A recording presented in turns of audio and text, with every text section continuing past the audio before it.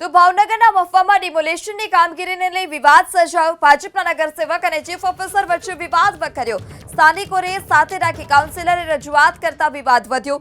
જ્ઞાતિ વિશે અપમાનિત કર્યાનો મંગાભાઈ ચૌહાણનો આરોપ છે। રજૂઆત બાદ તબિયત લથડતા કાઉન્સિલરને સારવાર માટે હોસ્પિટલ ખસેડાયા। ચીફ ઓફિસર અને કાઉન્સિલર સામે નોંધાવી ફરિયાદ।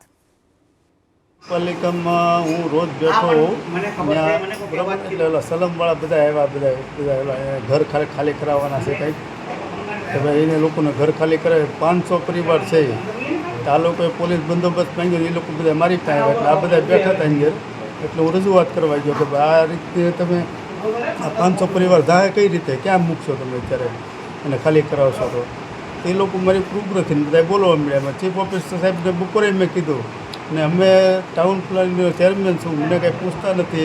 2-3 કામ હાવ રેગ્યુલર કામ છે, એ ચીફ ઓફિસર કહેતા નથી, કરતા નથી। એમ કે તમે શિવાભાઈને હારે ભળી જાઓ તો તમારા કામ થઈ જાય।